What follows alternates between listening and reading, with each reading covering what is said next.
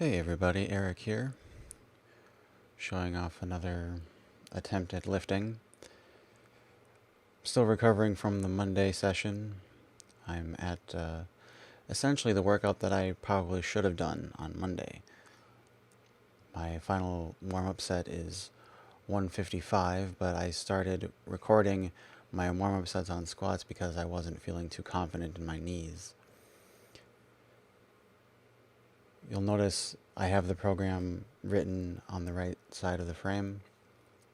The final set of squats is in parentheses.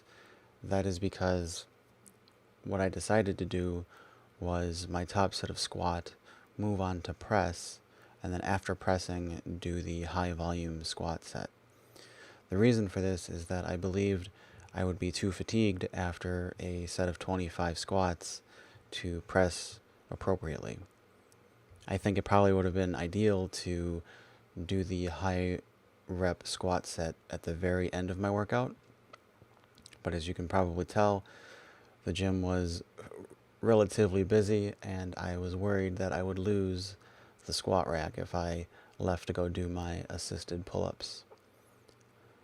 The pull-ups are another minor difference to the program.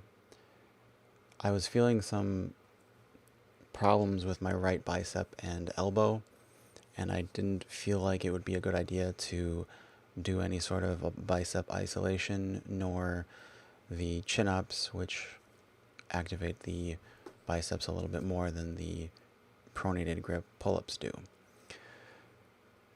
Therefore, this was my first pull-up set, or work sets rather, that I've done in many years. I can't even remember the last time I tried to do a pull-up. So there's a little bit more volume all the way across the workout, and that is because this workout took place on Friday. Today's Saturday as I'm recording this, and over the weekend I can't get to the gym. So I'm trying to put more volume on my Friday lifts because I have the extra time to recover from it. I was, again, going rather easy on my squats, but I remembered that I wanted to put the 20 rep plus set in at this point. The press, I worked up to my top set very quickly, and then I did some back off sets, and I think that allowed me to have a little bit more volume on this day than I would ordinarily, because typically I would just ramp up straight to the top set and then terminate at the top set.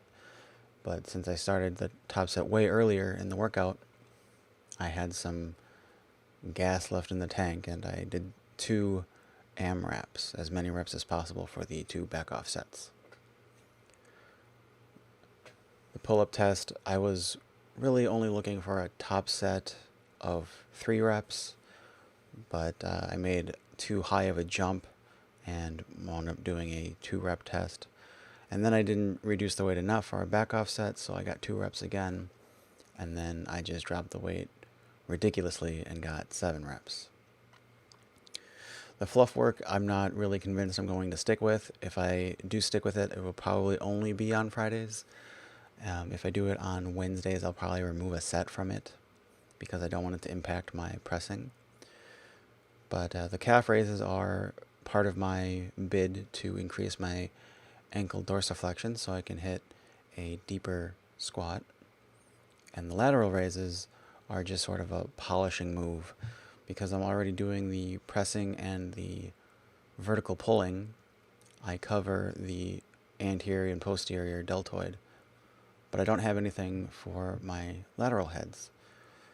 So while the press may be covering that, I figured I would target them specifically, but with much less volume than I do with my compounds. That way, my press won't be impacted negatively, and I can feel like I'm getting full shoulder development from a bodybuilding standpoint.